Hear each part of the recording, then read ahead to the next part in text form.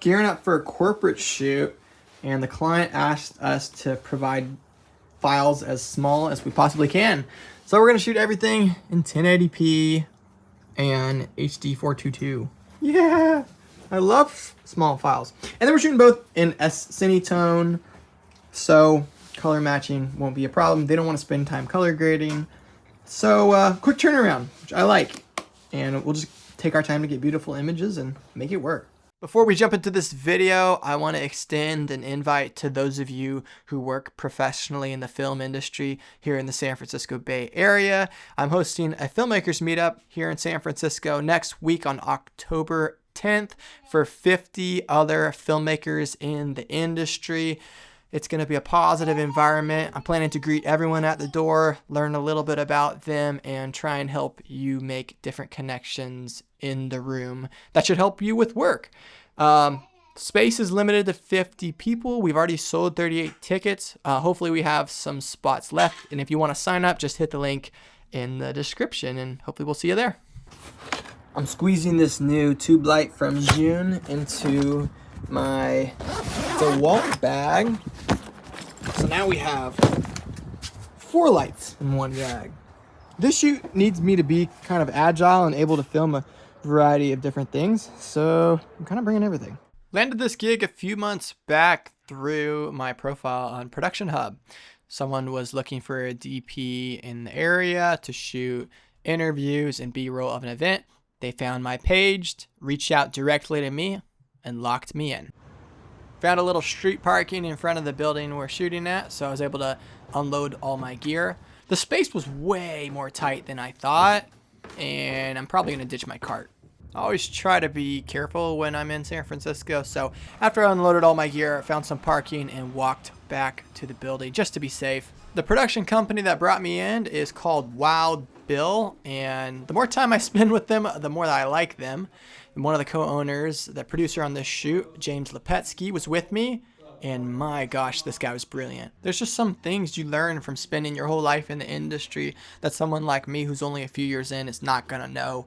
And James shared a lot of those things with me today. Anyways, this is the environment we're working with.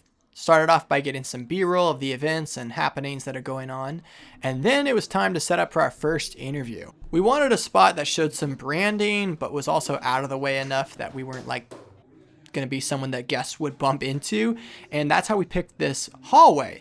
The only issue is look how tight this place is. My smallest light box on one of my lights is not going to fit in here, but this tube light fit. And I really didn't want harsh light on our subject. And that's what another cool thing about this tube light is it comes with like a little attachable softbox.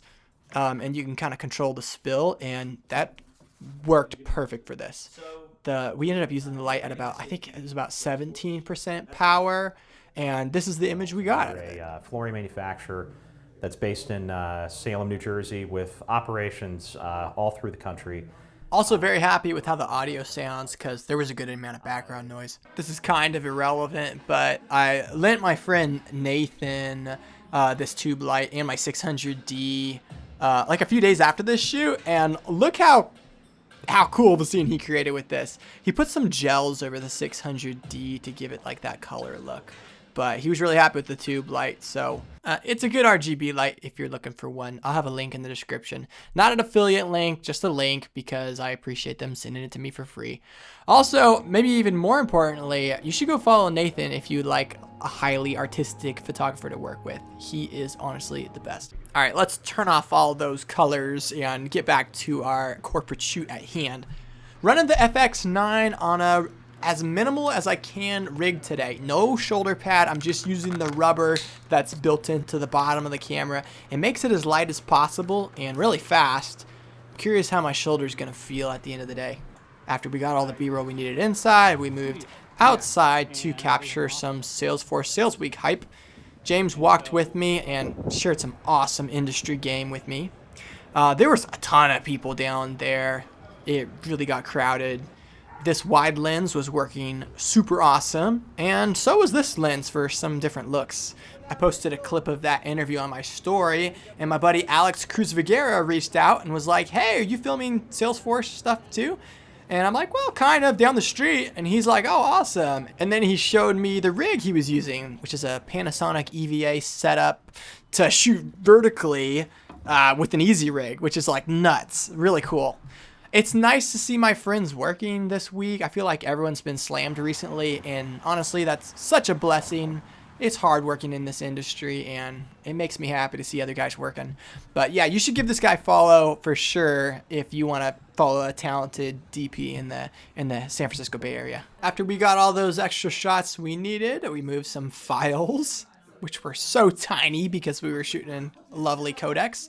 Then we packed up, and I actually left my gear on location. They said it would be safe, and then I drove away from it, which was kind of scary. Walking around San Francisco and then driving around San Francisco, I'm starting to notice there's these really rough patches, and we're kind of in the middle of one of them. I mean, look at this. Just so much going on these streets. It's definitely pretty sketch walking around, and it definitely makes sense why a lot of people's cars get broken into. You can just clearly see that there is a lot of drug use going on around here, and it's pretty sad. I'm not really sure what I could do about it. Backing up FX9, FX30 files here. Shooting in the lowest codecs as requested. Full day of shooting, 33 gigabytes. Isn't that crazy? Guess that's the beauty of MPEG 422. Anyways, this is kind of what the footage was looking like. I like to take time, even when the schedule's a little tight. I really like to take some time and just look over our shots that evening so I can kind of see what I like and what I don't like. It gives me ideas on how I could improve it tomorrow. And I definitely noticed a few areas that I thought I could do better. Now we're off to day 2. Found ourselves a nice parking garage today because we'll be out possibly till 10 o'clock at night. It's nice to park in a garage here in the city.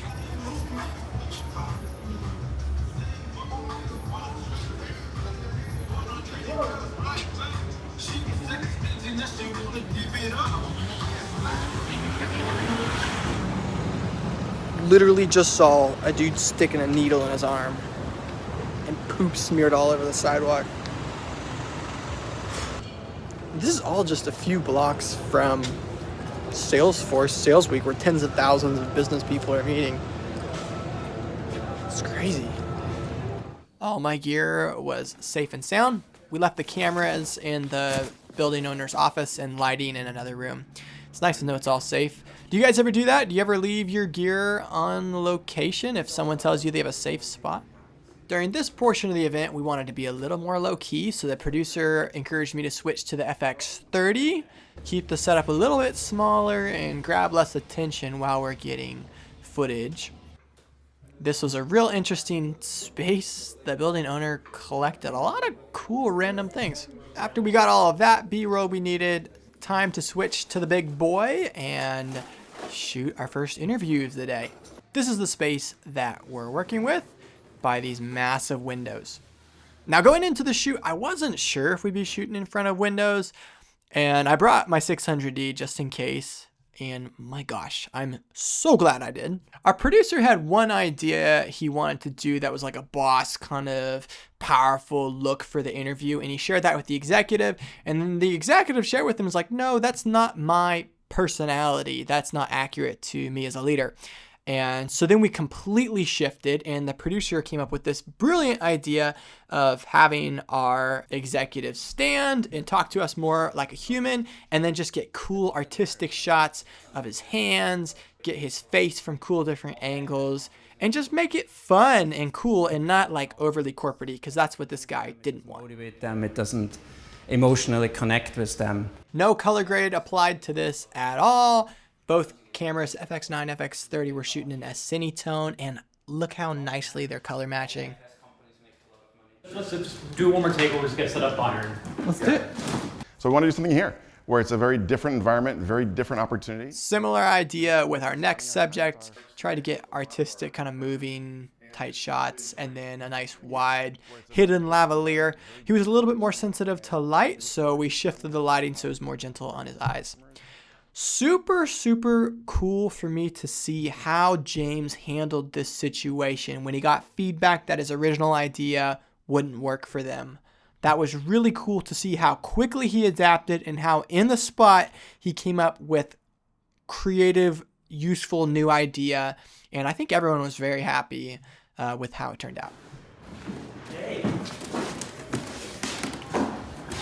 We have a little bit of time before the next thing we'll be filming, so I started dumping files. We shot those interviews in a lot larger codecs, so it was a good thing to move those now. The next thing we were going to be filming was an event that would have a celebrity guest.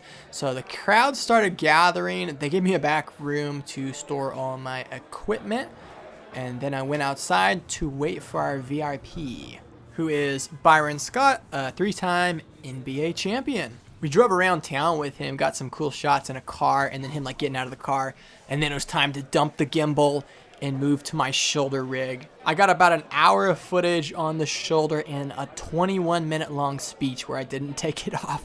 And that hurt like hell. Using the Sony UWP wireless lavs to mic up 2 key people, and I was able to run 3 channels of audio, 1 shotgun, and then 2 lavs, and that was great. Thank you, David, for recommending these lavs so highly. After the event ended, we transferred footage, ate some lovely food that was given to us, then packed up our gear and went to go get the car. James went with me, and as we were leaving our building, the security guard handed both of us a glass bottle and said, "Be ready to use this." There was so much going on the sidewalk that James, in a very serious voice, was like, "We need to walk in the street. We need to stay away from these sidewalks." And just take a little glimpse. I was pretty nervous to film this with my phone. I was trying to be really subtle. But, dude, it was so sketch. There's so much activity and drug dealing going on there. And then you walk a few blocks away, and everything clears up. We got the car, pulled it up to our building, and used this awesome service elevator to load all our gear down in one go. And we are out of there.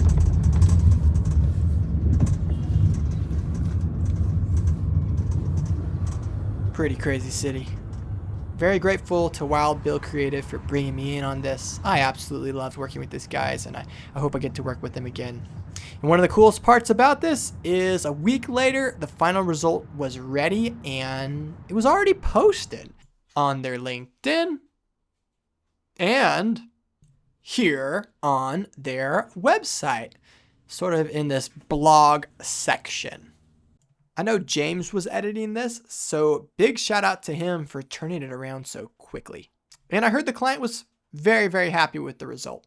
You can see that they definitely prioritized branding shots, artistic talking head shots, which I thought was cool. I love it when people lean into artistic shots. Again, yeah, you can see with the interview here, James went for the more tight shots. So it was really cool. It's really good feedback for me to see how my shots are actually used. And then they had some footage from other things that they had to put into it. But overall, very happy with how the video turned out and super happy to be working with these guys. That's pretty much it for this video. If you also work in the film industry and you live in the Bay Area and want to connect, I would love to connect with you. Here's my Instagram, send me a DM. And if you want to work together, here's my website. I appreciate you hanging out with me today, and I hope you have a good one and hope I get to meet you in person eventually.